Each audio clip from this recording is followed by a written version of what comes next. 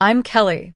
I find myself sitting at the family dinner table after a 4-year absence. The familiar oak chairs, the dim chandelier, and the icy laughter of my sister, Lily, fill the air. She swirls her wine as if the world owes her a fortune, just like she did 4 years ago when she stole my fiancé. Lily looks across the table and remarks, "You look rested." Solitude suits some people, I guess. The following chuckles cut deep, but I just smile. I'm no longer alone. Suddenly, the door behind us clicks open. I don't turn, but I hear someone whisper, "Commander Anderson?" Lily's wineglass trembles slightly in her hand, and I know this dinner won't end as she expected. Let me take you back to how it all started. I come from a well-to-do family. My parents, Mr. and Mrs. Thompson, are part of the local high society. My father is a strict and proud man who values family status above all else, while my mother is a social butterfly, more concerned with appearances. I was engaged to Ryan, a charming man I'd planned to marry in just 3 weeks. But one fateful night, Lily, 2 years younger than me and always the center of attention, walked into my apartment. Her makeup was fresh from a bridal trial, and she casually told me she was marrying Ryan. No apology, just a smug look. My parents called it an unfortunate timing and asked me to be the bigger person. I was heartbroken, but I didn't want to cause a scene. So, I packed my things and left without a word. I should have seen the signs.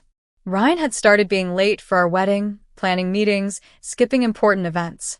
And Lily was always around, like a shadow. One Wednesday, after a successful board presentation for a non-profit I was involved in, I came home to Ryan. I thought he'd tell me the wedding menu was approved, but instead, he said he couldn't go through with it. He was confused and then uttered Lily's name. I was devastated.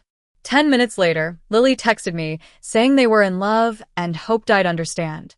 My parents called the next day, not to console me, but to ask me not to make a scene.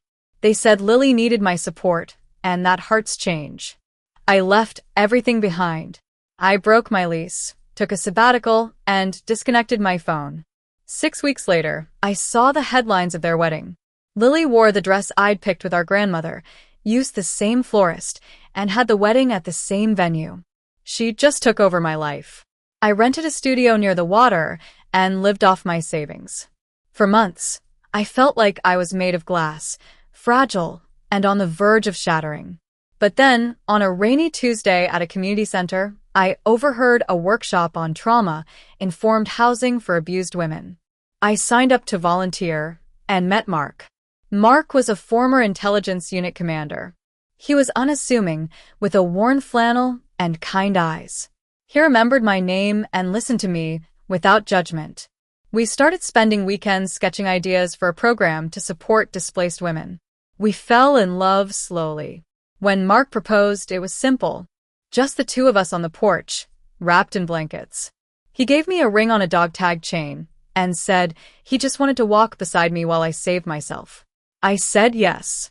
We co-founded a non-profit called Hope Haven, which helps women re-enter society after trauma. We built it from scratch with grants, state funding, and local partnerships. Then a letter came. It was an invitation to my father's 70th birthday dinner. The guest list included Lily, Ryan, my parents, and me.